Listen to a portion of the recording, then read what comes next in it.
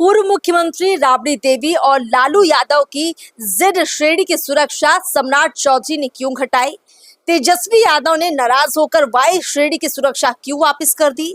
अब तेज प्रताप यादव को भी सिर्फ एक पुलिस गार्ड क्यों दिया गया? और इसके बाद जो राबड़ी आवास के बाहर तमाम कार्यकर्ता राजद के डटे हुए हैं सुरक्षा में, उससे क्या माहौल बिगड़ेगा?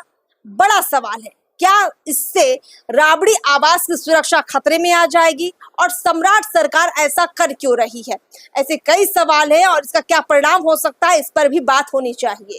नमस्कार, मैं अर्पिता और आप देख रहे हैं पीओ भारत। इन तमाम सवालों पर चर्चा करने के लिए हमारे साथ पूर्व आईपीएस अमिताभ दास है। सर, आपका स्वागत है। अभी अभी हम लोग राबड़ी आवास से लौट रहे हैं। भारी संख्या में वहाँ कार्यकर्ता समर्थक मौजूद है। कई लोग तो रात से वहाँ मौजूद है, कह रहे हैं कि हम गार्ड बनकर सुरक्षा दे रहे हैं।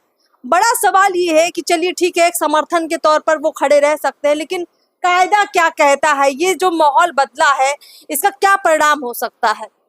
देखिए, ये बहुत दुर्भाग्यपूर्ण विवाद है और जो भी काम मैट्रिक फेल मुख्यमंत्री सम्राट चौधरी कर रहे हैं, वो लगता है कि बदले की भावना से कर रहे हैं, जो नहीं होना चाहिए।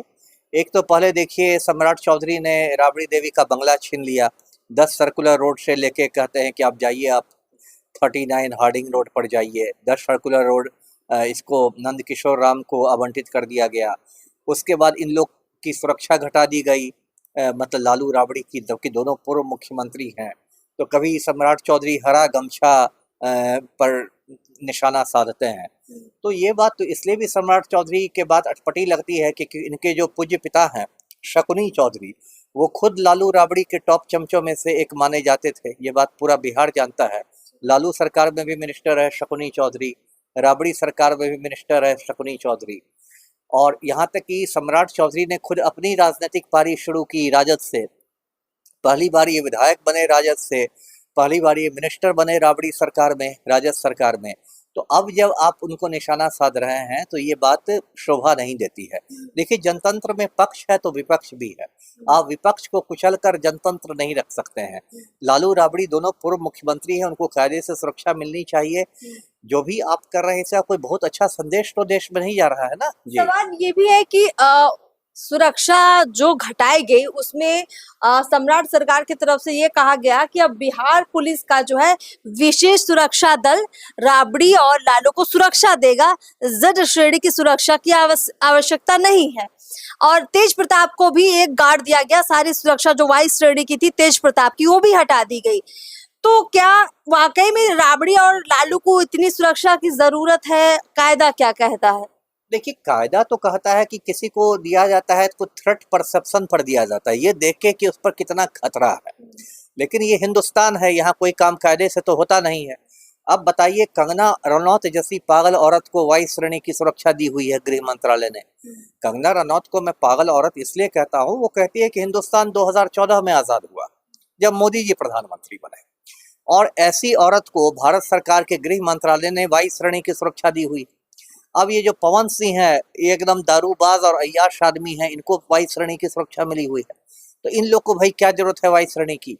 तो देखिए, इस देश में कोई काम कायदे से नहीं होता है। अंधेर नगरी चौपट राजा के हालात हैं। इन लोग को, लालू राबड़ी दोनों पूर्व मुख्यमंत्री रह चुके हैं, इनको मिलनी चाहिए सुरक्षा।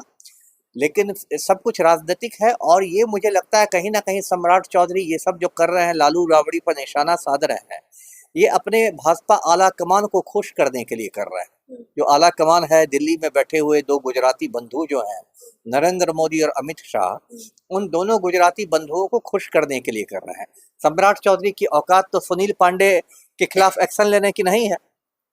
सुनील पांडे जो भाजपा नेता है, AK-47 लेके घूम रहा है, एक गैर कानूनी हथियार है। इस हथियार को जब्त कराने की औकात तो हमारे मैट्रिक फेल मुख्यमंत्री में नहीं है। तो लालू राबड़ी पर सख्ती दिखा के ये हीरो बनना चाह रहे हैं, तो इसका कोई बहुत अच्छा संदेश नहीं जा रहा है जी। अच्छा, नियम के तहत चूंकि जिस जगह पर राबड़ी आवास है, बड़ी भारी संख्या में ज्यादा लोगों का जुटान नियम के तहत तो मान्य नहीं होता है, और दिन रात इतने कार्यकर्ता जो डटे हैं, क्या लगता है उनको जबरन हटाया भी जा सकता है? और जबरन क्या राबड़ी आवास खाली भी कराया जा सकता है? नहीं, नियम की जो बात करती हैं तो देखिए, अभी वहाँ 163 तो BNSS नहीं लागू है, जिसको पहले धारा 144 कहते थे, अब 163 कहते, वो तो नहीं लागू है। इसलिए भीड़ को हटाया जबरदस्ती नहीं जा सकता है। दोनों पूर्व मुख्यमंत्री हैं, उनके कार्यकर्ता और उनके विधायक लोग आ रहे हैं, तो आप उनको किस आधार पर हटा दीजिएगा? वो कोई बात नहीं है। और जहां आपने कहा कि राबड़ी देवी को क्या जबरदस्ती खाली कराया जा सकता है, तो 15 दिनों की मोहलत दी गई है। 15 दिन में मुझे लगता है 5-6 रोज बीत गए, 10 रोज और बाकी होंगे, तो उसके बाद राज्य सरकार फैसला करेगी।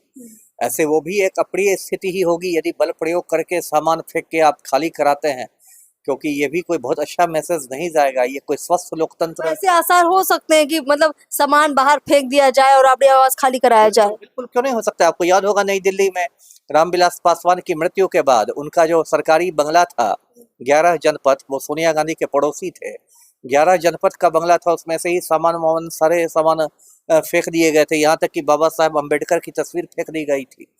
तो सरकार को तो अधिकार है ही कि वो मजिस्ट्रेट और पुलिस भेज के यदि गैर कानूनी कब्जा है तो उसको खाली करा दे, लेकिन वो एक अप्रिय स्थिति होगी। मैं ये कह रहा था, सरकार को इस तरह मतलब टकराव का रास्ता नहीं चुनना चाहिए। जी बहुत बहुत शुक्रिया सर हमसे बातचीत करने के लिए। कुल मिलाकर इस पूरे मामले में काफी हंगामा मचा हुआ है।